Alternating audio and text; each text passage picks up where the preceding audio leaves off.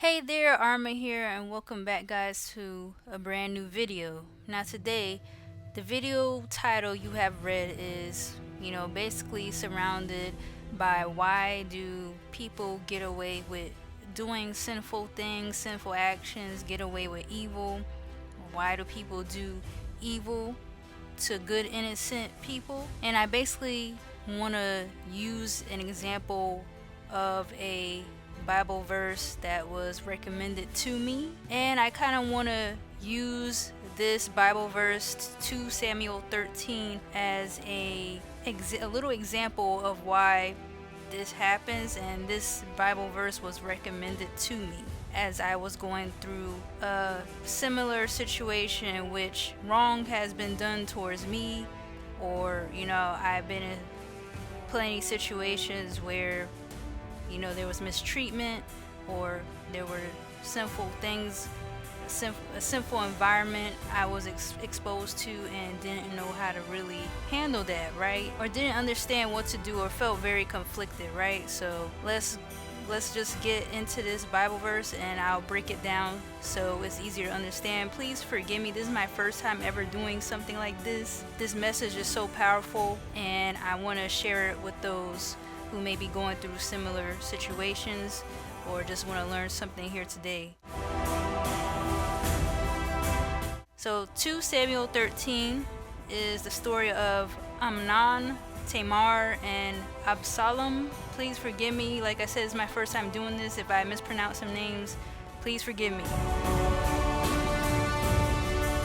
So Amnon, Tamar, and Absalom are they're brothers and sisters, they're siblings, right?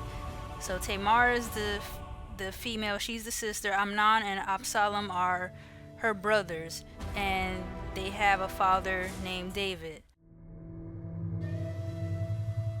Amnon is basically, he becomes distressed over his sister Tamar. He became sick, as it says, for she was a virgin, and it was improper for Amnon to do anything with her. He fell in lust with his own sister, and he knows that because she hasn't had any experience as far as when it comes to sexual things. He knows that deep inside is wrong, but his power of lust within him is so strong that he becomes desperate in a way. Point A here: Absalom, the son of David, had a lovely sister whose name was Tamar.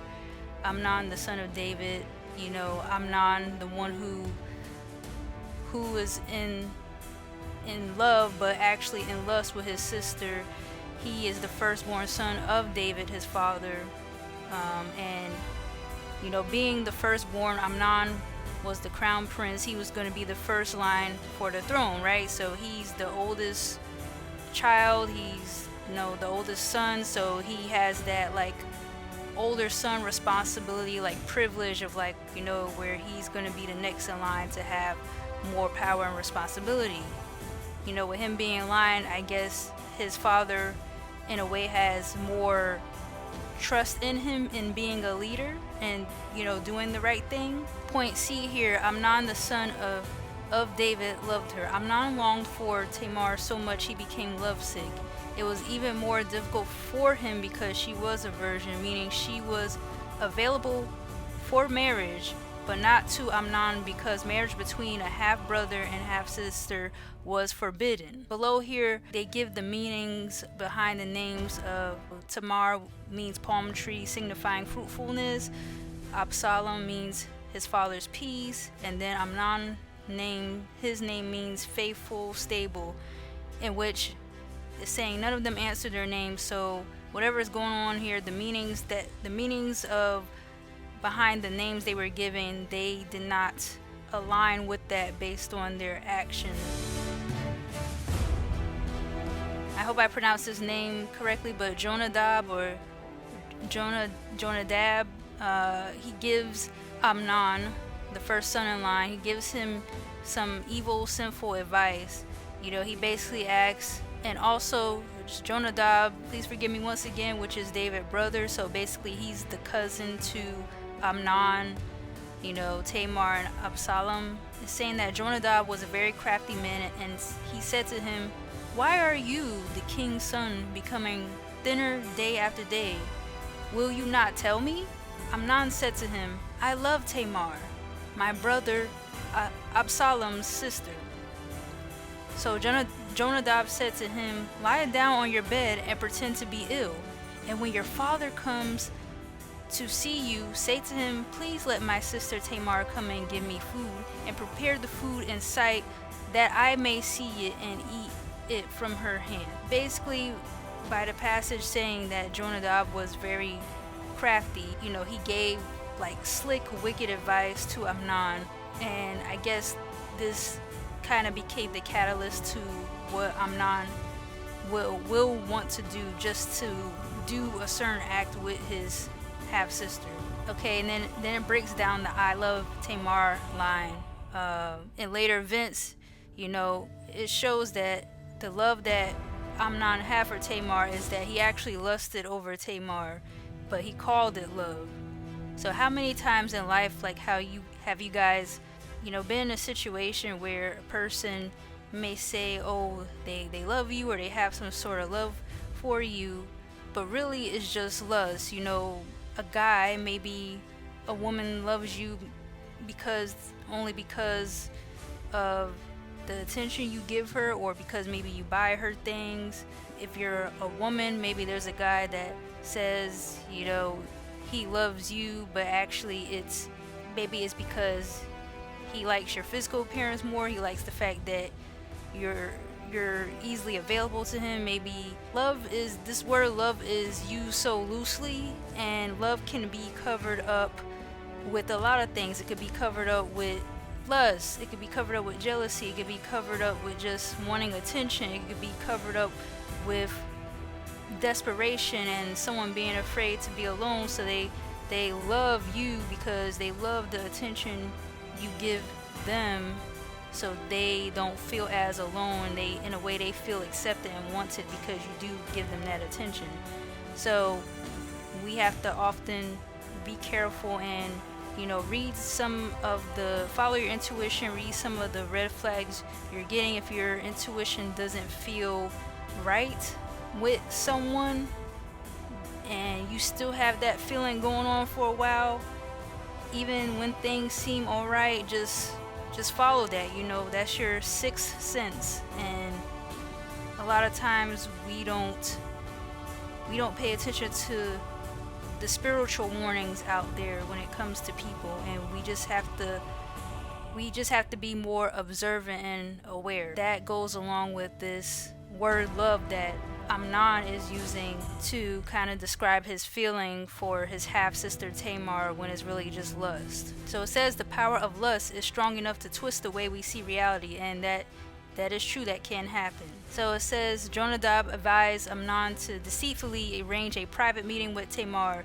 He didn't need to say, "and then force yourself on Tamar," because in their shared wickedness, Jonadab and Amnon thought the same wicked thoughts.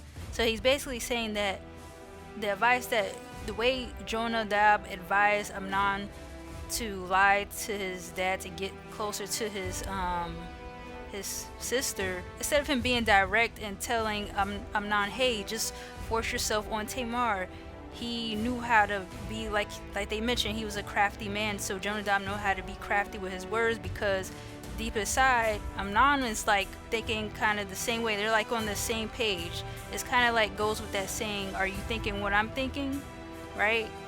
You ever had those times where someone close to you worded something a certain way, and you're like, you don't even have to ask to be specific, because you kind of know the hints they're giving you based on their wording. So that's what they're talking about with this point here. So in the next part, Amnon pretends illness in order to be alone with Tamar. So here is where Amnon is following Jonadab's advice.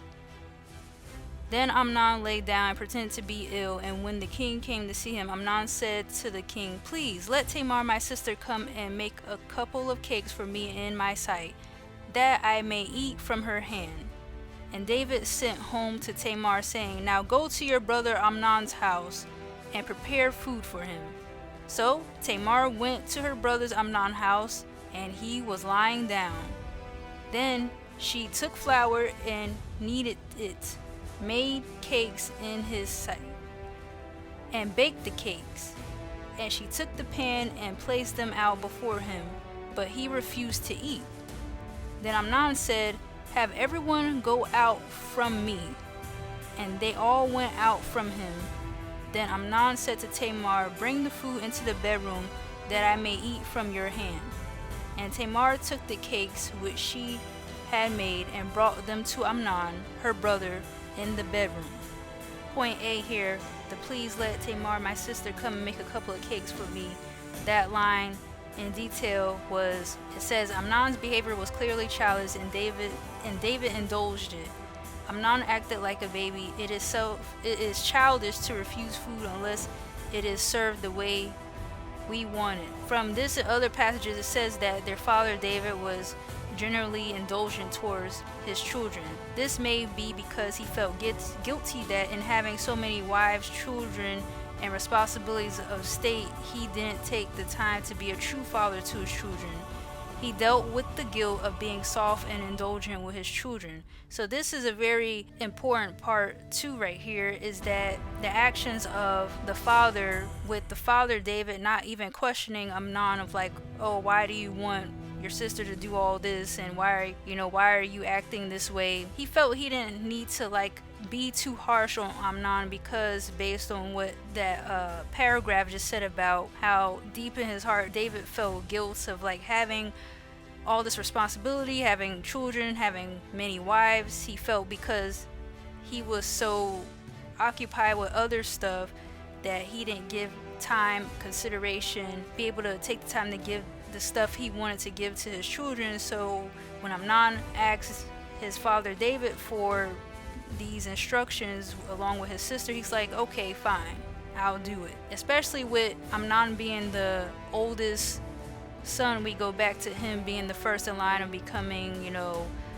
the next in power, right? So he's the oldest child, so he kind of gets first dibs on what he wants, because he's going to be the next person to take on that responsibility that David has done throughout his life, right? And David sent home to Tamar. This is what Amnon wanted. If he was alone with Tamar because David commanded it, then it gave part of the responsibility to David, right? So we talked about that, how they mentioned he was soft towards his children because he felt guilt for not being in their lives, I guess, as much. But he refused to eat. Amnon showed by this that everything he told David was a lie. He continued the deception so he could force himself upon Tamar in the bedroom. So here is the very unfortunate, sad part right here. So basically, Amnon forces himself on Tamar here, and he does the act. Now when she had brought them to him to eat, he took hold of her and said to her, "Come lie with me, my sister." But she answered him, "No, my brother, do not force me, for no such thing should be done in Israel. Do not do this disgraceful thing. And where could I take my shame? And as for you, you would be like one of them fools in Israel. Now, therefore, please speak to the king, for he will not withhold me from you." However, he would not heed her voice, and being stronger than she, he forced her and lay with her. So where he says, "Come lie with me, my sister," Amnon's his natural evil self, revealed himself. He didn't care. He was very desperate in his lust.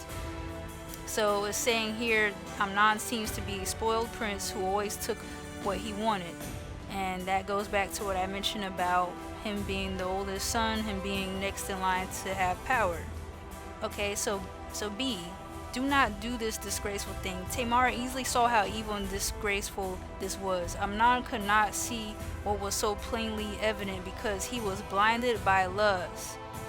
To compare this to real life, just think about all the situations you have been through where, people treated you wrong, said or did things that made you feel uncomfortable or whatever, or you spoke up about it, but it's like, they don't see it because the other person who's doing it to you or saying certain stuff to you, they don't see it because they're blinded by the sin.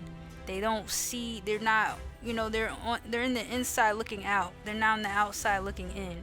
And your perspective, you're on the outside looking in. You see the evil of what this person is saying, doing, and where their spirit lies, right?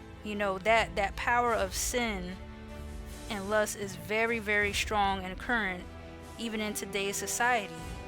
And it's difficult because everybody in the world has sinned, or at least sinned once. It could be anything small. It could be, you think about the 7 sins, it could be gluttony, envy, wrath, lust. Any of those 7 sins you or other people could have participated in. But what's important is that you learn from the sinful actions. You learn to be better. You learn to be remorseful. You learn to repent and do better and try to warn people and speak up about it so that the sin cannot keep going on in a cycle. People in different parts of their lives are going to see sin as the cool, fun thing, and then there'll be a time where they're like, no, this is not cool. I'm maturing now. This is not cool anymore, and this is not the way to live. And then some people just don't learn at all, right? So let's go to the next part. Please speak to the king, for he will not withhold me from you. So the law of Moses commanded against any marriage between half-brother and half-sister. Tamar probably said this simply as a ploy to get away from Amnon.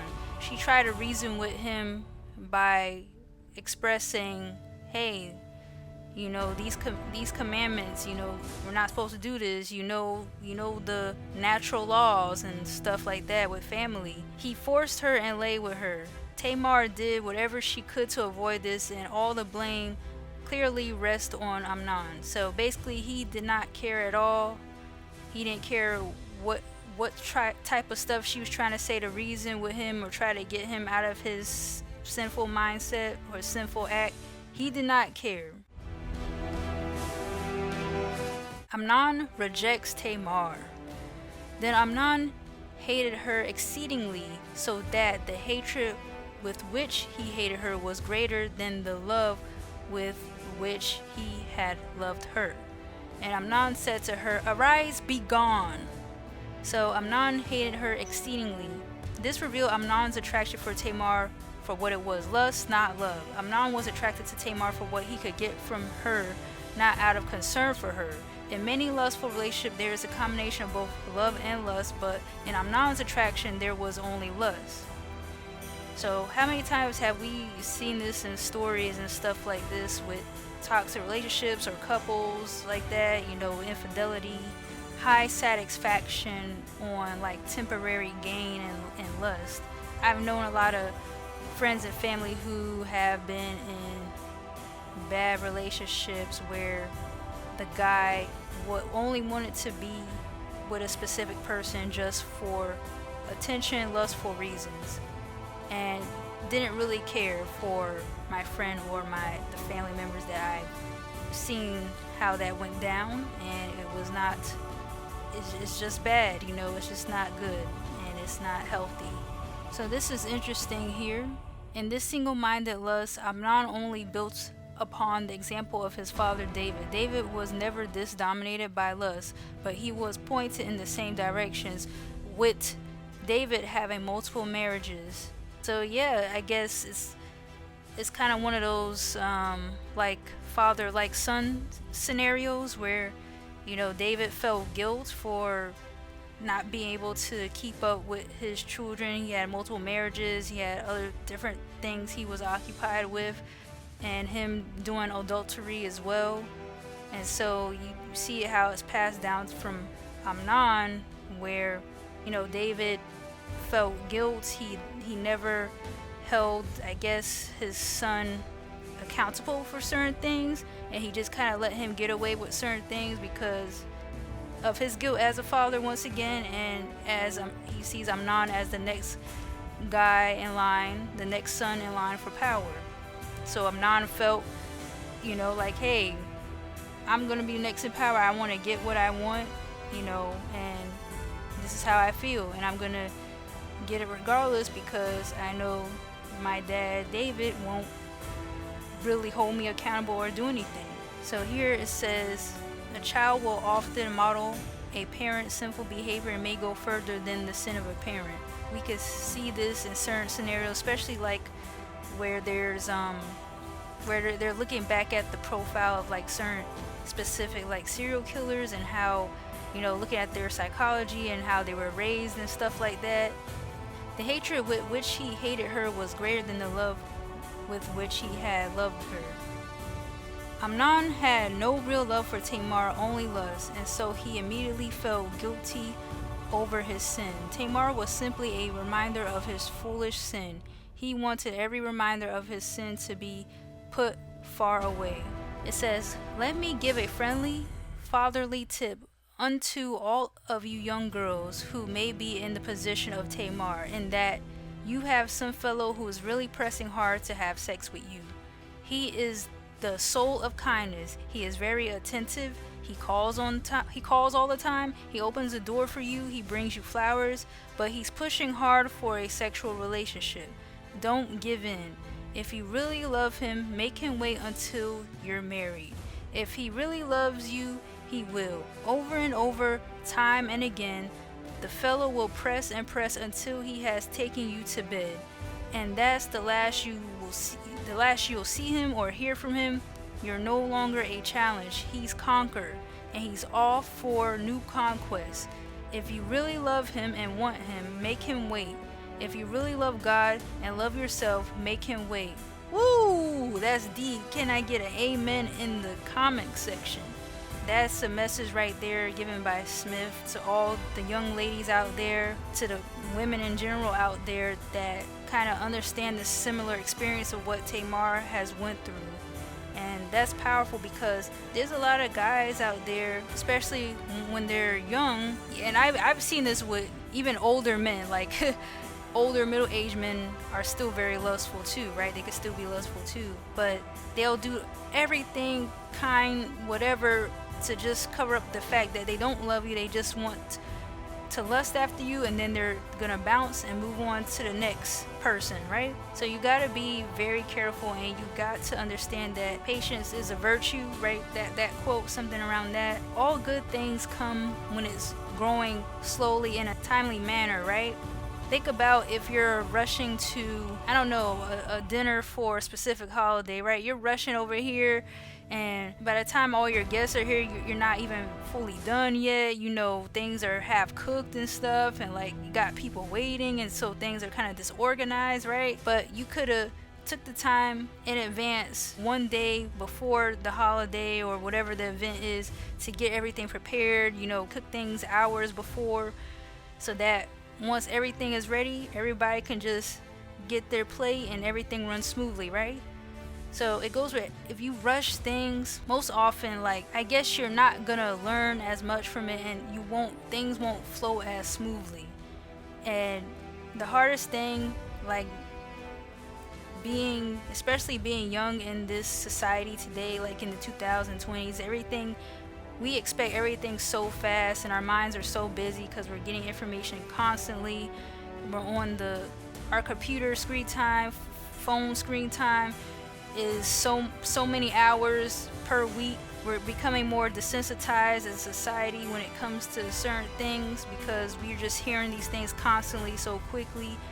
And it's like, how can we build patience for one another and really care about people, be empathetic, be understanding, be considerate, without just saying, oh, whatever, I don't care how this makes you feel, I don't care about your boundaries, I don't care what we did wrong to you, how it made you feel, because at the end of the day, it's about how we feel, right? And that comes off narcissistic, right? I remember the golden rule when I was a kid in kindergarten, and I would walk in the classroom, and I remember this gold, like, paper where in black font it would say, treat others the way you want to be treated. And I'll never forget that piece of paper that was posted up in my elementary school in one of my classrooms. I'll never forget it, right? And I constantly think about that as much as I can, because it's really about treating others the way you want to be treated. A lot of people do a lot of sinful things and they're remorseful. Not, people aren't perfect. There's going to be times where you do some, messed up things, and it's about learning from it and doing better and forgiveness and all of that stuff. And then there's just proud sinners who don't learn from it because they value the material things. Oh, I have money. Oh, I have the resources and stuff. I don't need to care about your emotions or feelings because I own all these, I own all these properties. I have connections with some of the biggest, most powerful people. Who cares about what you think, right? It's going to be interesting how the world continues to evolve, how humanity continues to evolve. The sin world versus the righteous world in the next upcoming years and stuff. And if we go back to this, once Amnon was done with his doing that terrible sexual acts with his sister, and she felt very uncomfortable, he told her to arise, be gone. He was saying how at first Amnon was saying he was so sick and feeling ill and stuff because he was so desperate to do with his sister. And so now once he finally gets what he wanted, now he's like, okay, I'm done. I'm out of here. It's like he was sick because he couldn't get what he wanted at the time. Once he got what he wanted, and even though Tamar did not want that, now he has made Tamar feel sick in a way. He made her feel spiritually sick. So you see that goes with the saying of hurt people hurt people. He was sick and ill, full of sin and lust, and he passed that down to Tamar without her consent. And so now she just feels icky and terrible. And that's how the sin gets transcends, and it just becomes a toxic cycle. So now Amnon cast Tamar out of his presence. She said to him, no, indeed, this evil of sending me away is worse than the other that you did to me. But he would not listen to her. And then he called his servant who attended him and said, here, put this woman out away from me and bolt the door behind her. Dang, he bolted the door?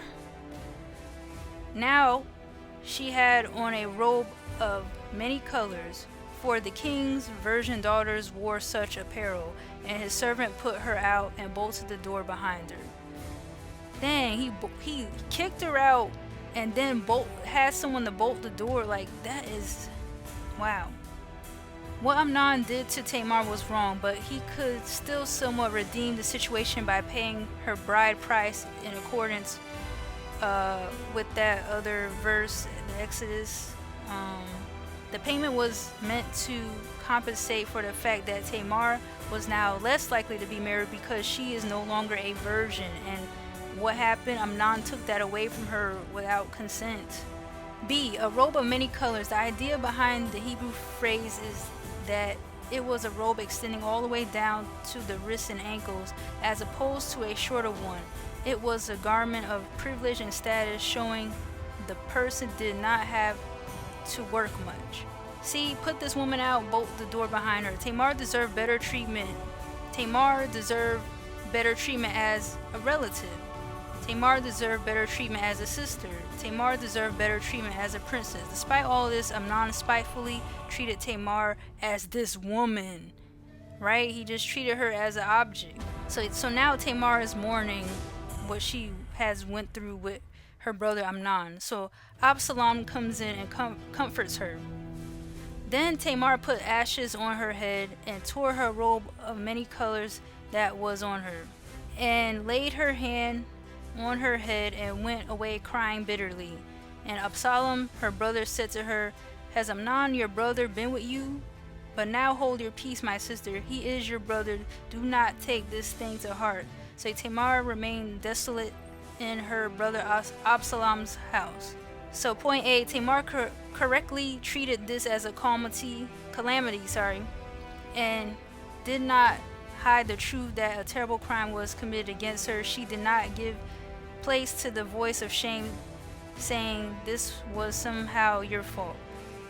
So point B, Amnon probably thought he had concealed his crime. Nevertheless, it was so obvious to Absalom that he immediately knew that Amnon was responsible.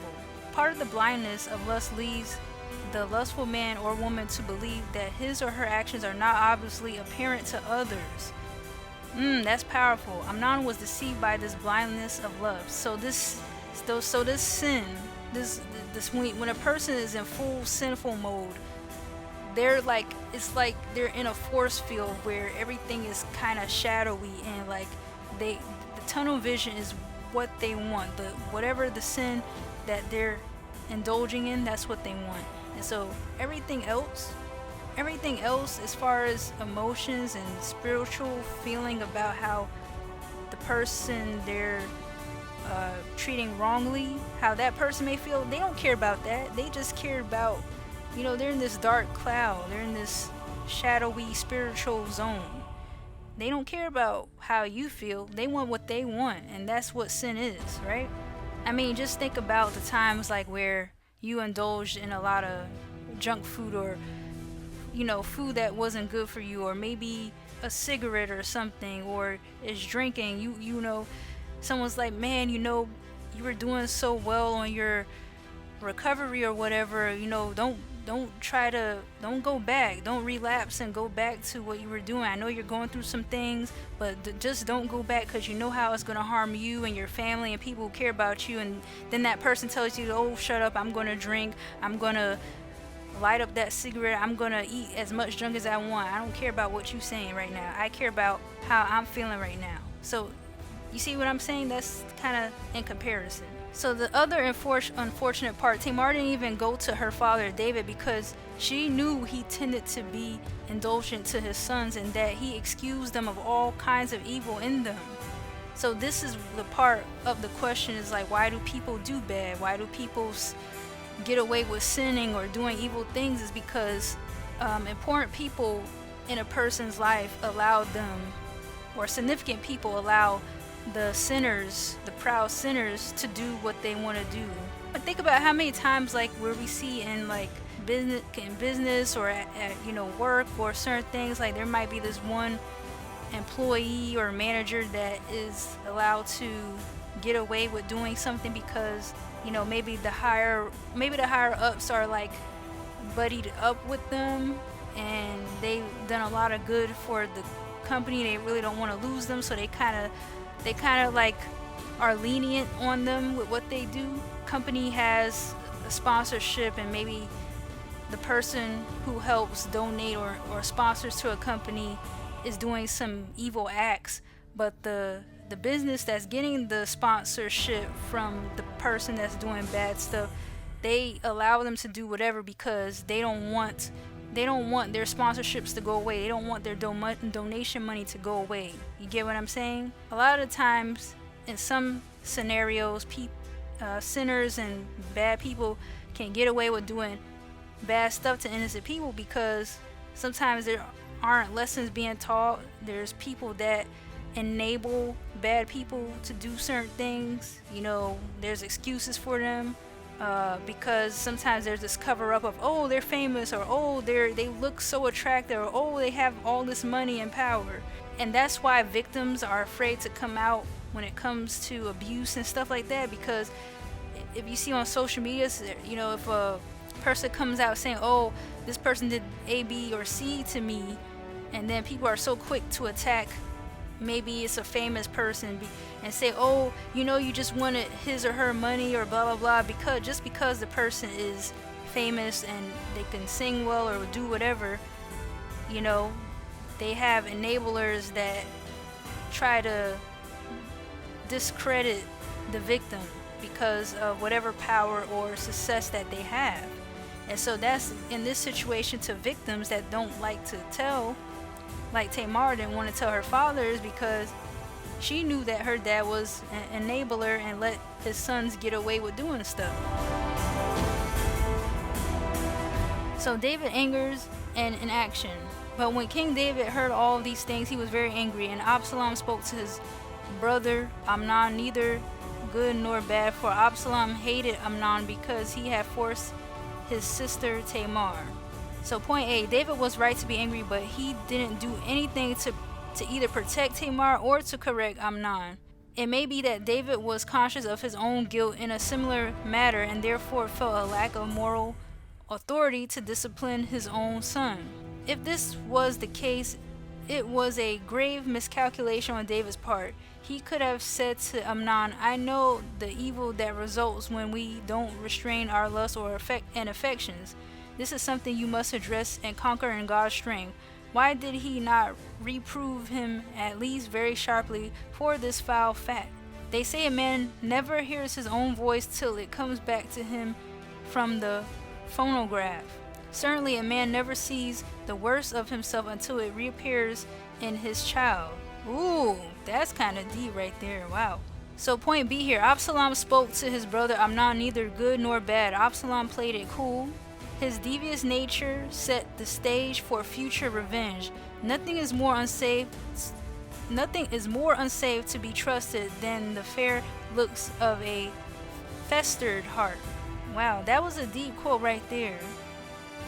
That part right there where it says, certainly a man never sees the worst of himself until it reappears in his child. So it happens like that. Sometimes you could have done sinful things or things that you feel guilt about, and it reappears in your face in another way where you're like, dang, that used to be me. I think there was a video of a law enforcer who started getting emotional when he saw a person in a car, I guess, was getting like a DUI for alcohol basically, and the cop was emotional because he knew that he was in that spot a while back when he had troubles with alcohol. So that made him emotional to see someone else being who he was in the past, right? So that happens. Absalom X's out Amnon. Absalom invites all the king's sons to a feast. And it came to pass, after 2 full years, that Absalom had sheep shearers in Baal-Hazor, which is near Ephraim. I'm sorry, I'm really bad with the pronunciation of these names. I apologize. So Absalom invited all the king's sons. Then Absalom came to the king and said, kindly note, your servant has sheep shearers. Please let the king and his servants go with your servant. But the king said to Absalom, No, my son, let us not all go now, lest we be a burden to you. Then he urged him, but he would not go, and he blessed him. Then Absalom said, If not, please let my brother Amnon go with us. And the king said to him, Why should he go with you? But Absalom urged him, so he let Amnon and all the king's sons go with him. So Absalom, they're telling how Absalom did his playbook with getting revenge on Amnon. 2 years went by, but Absalom did not stop plotting the revenge of Amnon's sin against Tamar. So Absalom still had all this hate for his brother of what he did to his half-sister.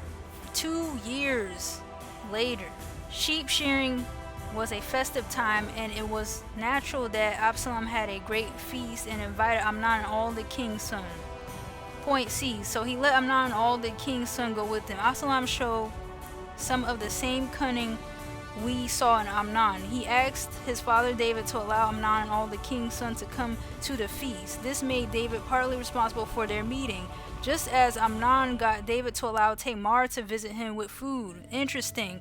So now we see where Absalom is using his dad David the same way his brother used his father, also David, to both get what they wanted in a sinful way. So here we see in one example, David is responsible for allowing Amnon to do lustful acts with his sister in a way, like indirectly, right? So now we're seeing the other flip side where the father David is allowing his other son, Absalom, the younger son, to allow him to do something so he can get wrathful revenge. So the sin is wrath here. He's mad. He wants to let all the wrath out on his brother for his lustful act. Absalom, he X'd out Amnon. He did it.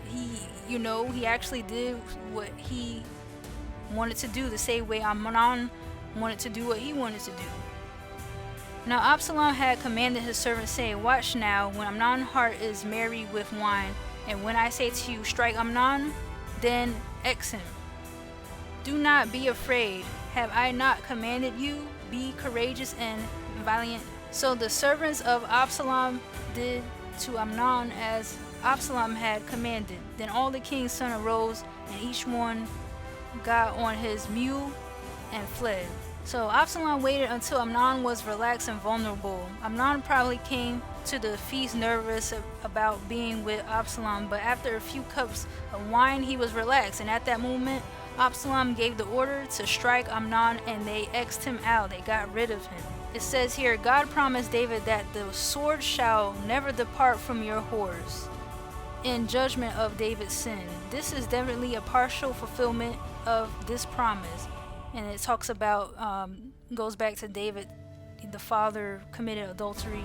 So the father David learns about the act that was done to Amnon. And it came to pass while they were on the way that news came to David, saying, Absalom has killed all the king's sons, and not one of them is left. So the king arose and tore his garments and laid on the ground, and all his servants stood by with their clothes torn. Then Jonadab the son, basically David's brother's son, answered and said, "Let not my lord suppose they have killed all the young men, the king's sons, for only Amnon is X'd out of here," right? "For by the command of Absalom this has been determined from the day that he forced his sister Tamar. Now therefore let not my lord the king take the thing to his heart to think that all the king's sons are dead." Then Absalom fled, and the young man who was keeping watch lifted his eyes and looked, and there many people were coming from the road on the hillside behind him. And Jonadab said to the king, "Look, the king's sons are coming, as your servant says." So it is. So it was, as soon as he had finished speaking, that the king's son indeed came, and they lifted up their voice and wept. Also the king and all his servants wept very bitterly. So point 8 here saying, it is significant that David did not react to the news with disbelief. He sensed that Absalom was capable of such evil. David reacted with mourning instead of disbelief. Okay, so after the news, David reacted with, mourning over his son instead of disbelief. So he already knew, he felt it, that Absalom wanted revenge on his brother for what he did. And he just felt it. He wasn't really shocked, but he is mourning the loss of his son. Point B, Jonadab brought the good news to David that only Amnon is dead, and dead because he forced his sister Tamar. Jonadab probably hoped to gain favor with David by bringing this more favorable news, but God knew that Jonadab set the whole course of events in motion with his wicked advice to Amnon. So basically Jonadab trying to act like he didn't play a part in it. He instigated, right? He was part of it. He was like the catalyst to this, and now he's trying to make it seem like, he wasn't a part of it, blah blah blah. But God sees everything. He knew Jonadab's true intentions. David is rightly grieved at learning about his son Amnon, yet David's lack of correction in Amnon. If David had administered biblical correction according to Exodus, Absalom would not have felt so free to administer his own brutal correction.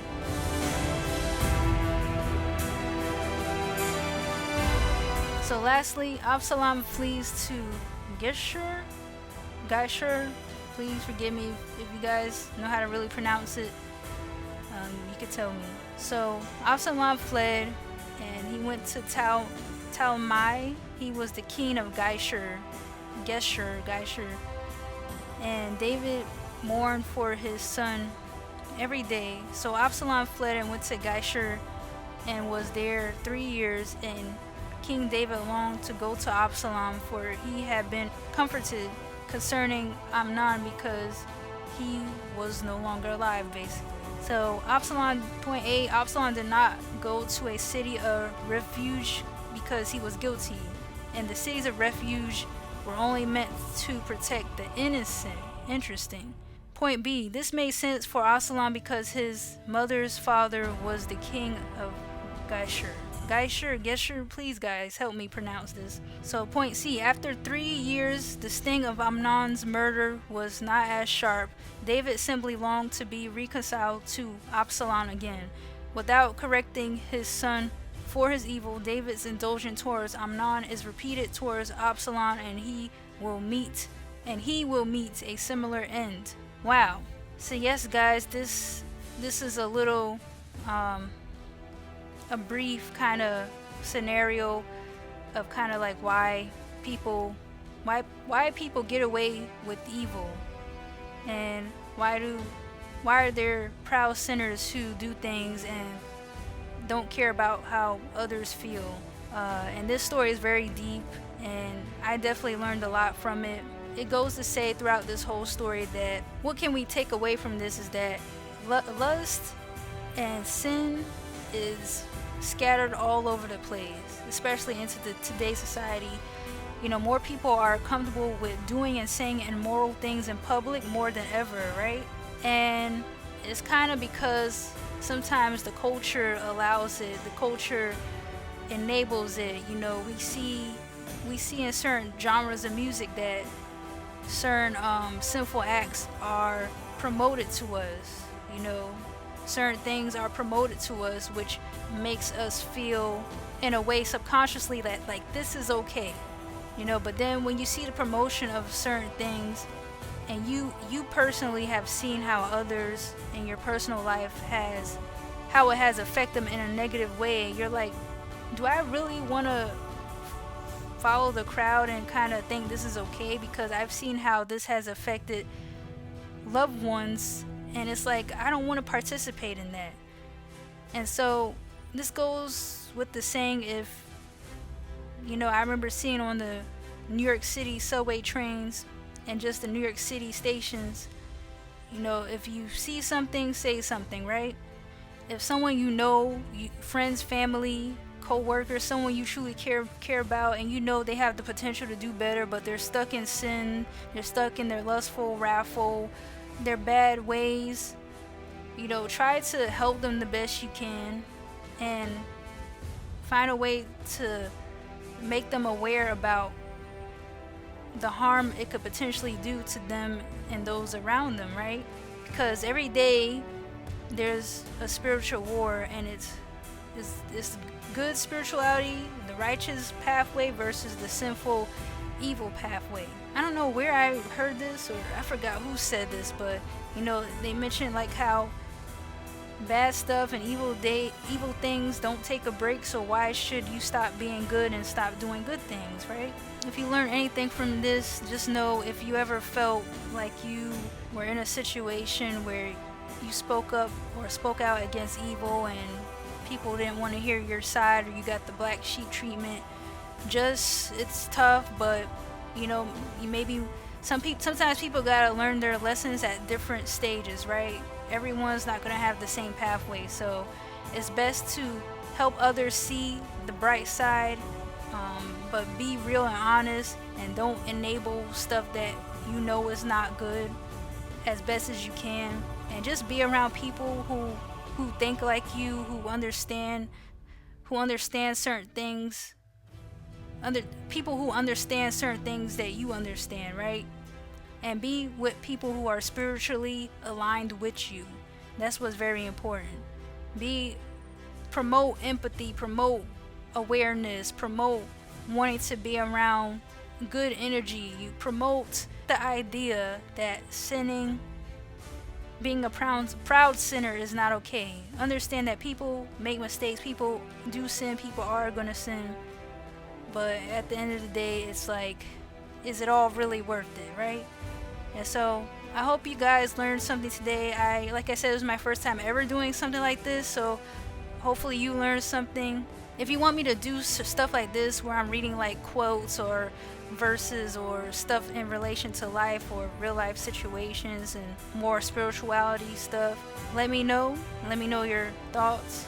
And so with that being said, I'll see you guys in the next video. Please take care.